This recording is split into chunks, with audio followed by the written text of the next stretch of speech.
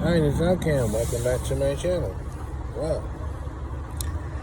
Well, something interesting has came up that might derail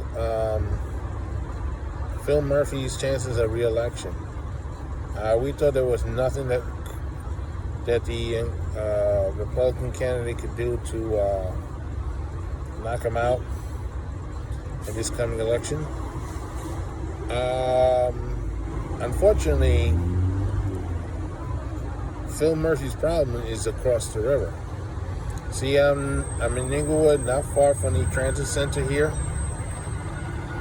And not far from here is the George Washington Bridge. Once you cross the George Washington Bridge, Phil Murphy's problems is obviously painfully amplified.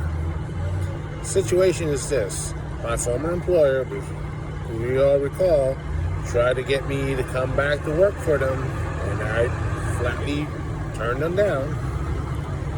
Are still going after congestion pricing, which means cars below 96th Street or something like that, they're supposed to pay a certain tax, so the money would go into the MTA's coffer to pay for New Jersey Transit financial problems for the repairs they need. Problem is, not a lot of people in New Jersey are thrilled about the prospects that they have to pay for something they don't use, in their opinion. So,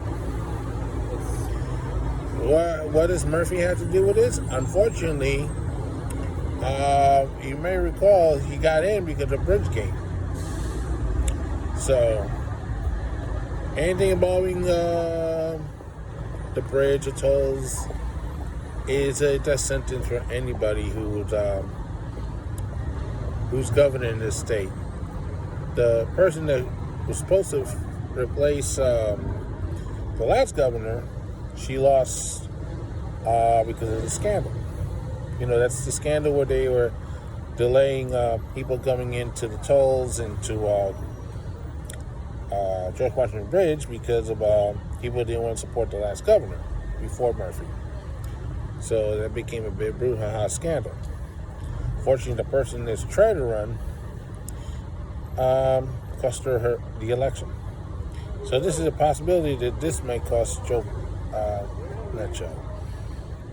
It wouldn't be great if you blame Joe Biden for it, but no, it's not. Phil Murphy, his re-election. So he's fighting tooth and nail trying to stop that congressional pricing from taking place. It's a similar program they have in London.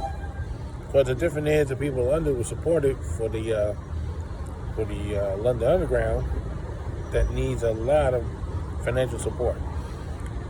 Problem is, even though it's very popular in New York, they want to do this, it's not popular in New Jersey. So I don't know what Phil Murphy's going to do to counteract what's going on in the opposite side. Well, that's a dilemma he has to face now because the congestion pricing thing should have taken place more than a year ago, but because of the pandemic, it's delayed. Now it's coming in around the time his re-election is up. So, I don't know what to tell you, Mr. Governor, but you look like you're in between a rock and a hard place. So, I don't know what to tell you.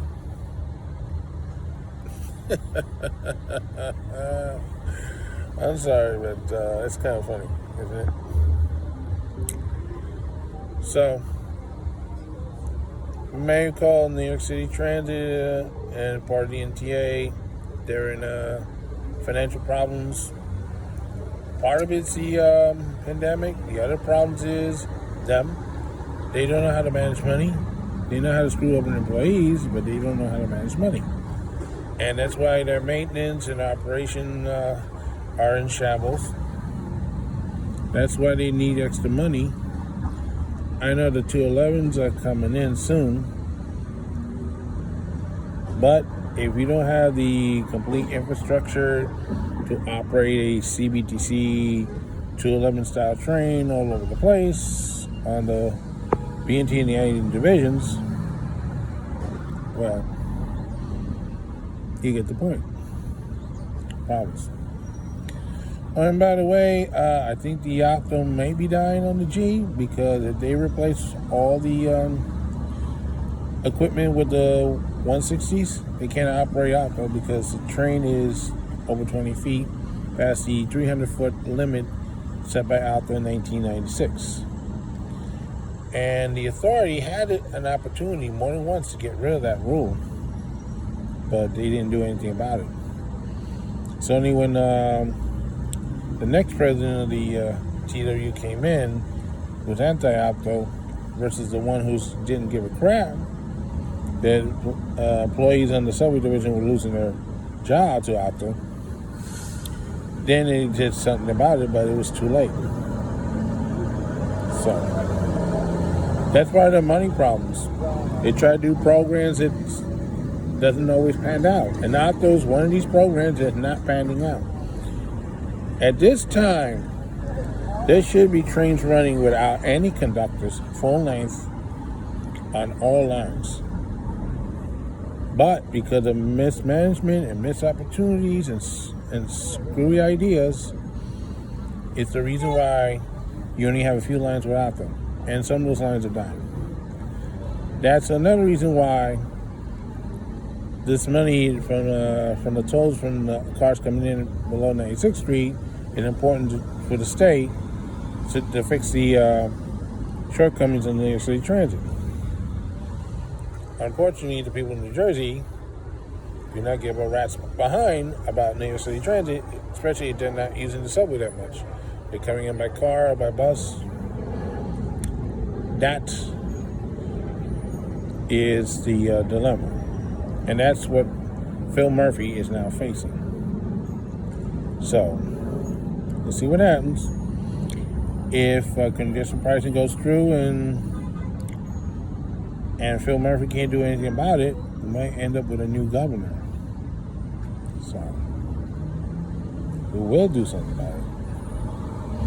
And by the way, this is not an endorsement of candidates. So right now I'm neutral on both of them. So Democrat and Republican. That's up to you who you want to vote for in Jersey. So this is Al Kane saying so long for now, and don't forget to stop.